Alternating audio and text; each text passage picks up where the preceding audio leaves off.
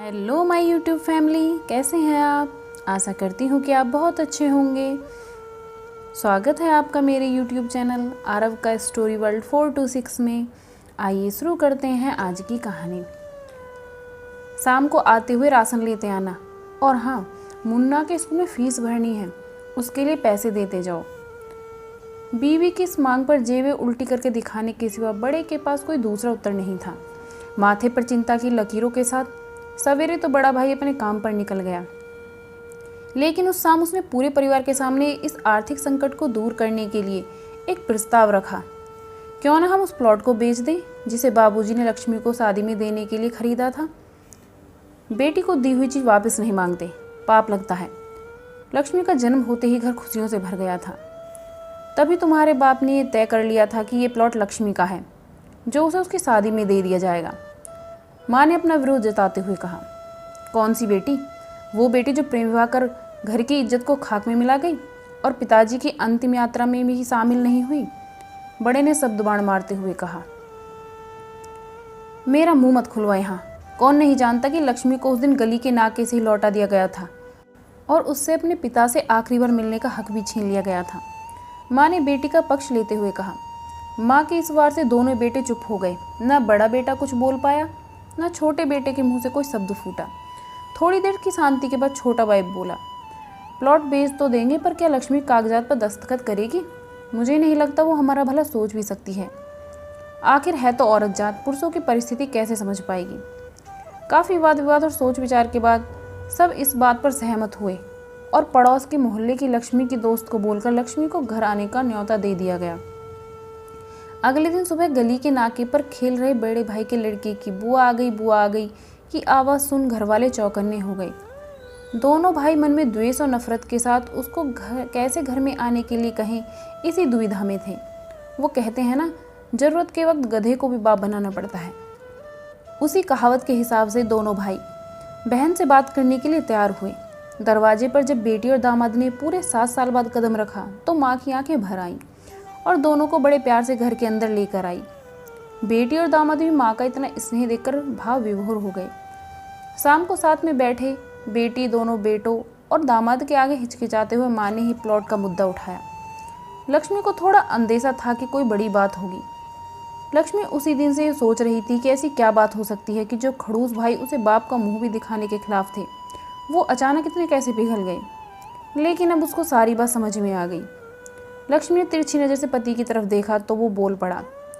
देखिए माँ जी, शादी से पहले जो कुछ आपका था वो आपका ही रहेगा। ना उस पर मेरा ना लक्ष्मी का कोई हक था, ना है, ना ही भविष्य में हम मांगेंगे। इसलिए आप निश्चिंत होकर उस प्लॉट के साथ जो करना है कीजिए। आप जहाँ कहेंगे हम वहाँ साइन कर देंगे। सुबह से अपने जीजा से नजरें चुरा रहे दोनों भाइयों ने अब अपने जीजा को अच्छे से देखा। सुबह प्लॉट के कागजात पर बहन के दस्तखत लेकर काम खत्म किया जाए, यह तय हुआ।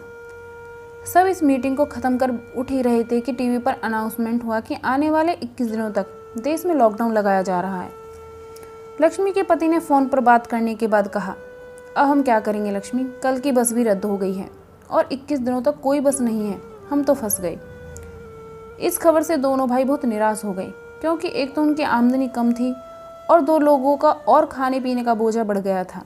लेकिन माँ अंदर ही अंदर खुश थी, क्योंकि इतने वर्षों के बाद बेटी घर वापस लौटी है। इसी बहाने कुछ दिन आराम से उसके साथ रह पाएगी। दोनों भाई सब्जी और फल बेचा करते थे। कुछ दिनों में ही लॉकडाउन के चलते और कोरोना वायरस के चलते लोगों ने उनसे सब्जियां और फल खरीदने बंद कर दिए थे। पहले से खराब उनकी आर्थिक स्थिति और ज़्यादा खराब होने लगी और वे मन ही मन लक्ष्मी के कदमों का अशुभ मानने लगे। बहन और जीजाजी से उनकी हालत छुपी नहीं थी। लक्ष्मी के कहने पर उसके पति ने दोनों भाइयों की सब्जी और फल की रेहड़ियों पर लोहे की रॉड और जालियां फिट कर दी। बाजार जाकर दोनों के लिए कैप, हाथों के दस्ताने और थोक के भाव से सब्जी और फल खरीद लाए।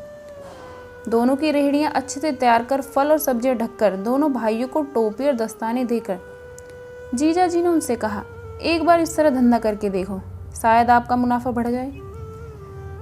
थोड़ी आनाकानी करने के बाद दोनों भाइयों ने जीजा जी के समझाए अनुसार धंधा शुरू किया। 2-3 दिनों बाद ही कोरोना से घबराए लोग अब ढकी हुई फल और सब्जियां और दस्ताने और सेफ्टी का ध्यान रखकर बेचने वालों से ही फल और सब्जियां खरीदने लगे।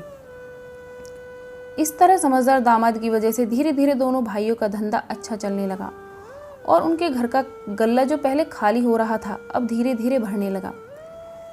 माँ जैसे अपने मरे हुए पति से मन ही मन संवाद साधने लगी। देखो जी, आपकी लक्ष्मी सच में लक्ष्मी है। उसके पांव घर में पड़ते ही घर खुशियों से भर रहा है।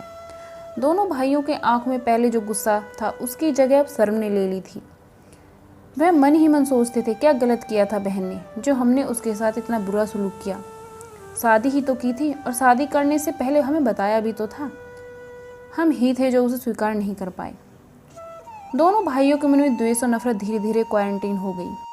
कुछ दिन बाद जब दीदी और जीजाजी प्लॉट के कागज पर साइन करने जाने लगे तब दोनों भाइयों ने उन्हें रोक लिया और उनसे माफ़ी मांगते हुए पेपर्स उन्हें देते हुए बोले, शादी के वक्त हमने आपको कोई तोहफा तो दूर की बात है, आपका हक भी नहीं दिया, लेकिन अब इस प्लॉट को स्वीकार कर हमें प्रायश्चित करने का एक मौका दीजिए।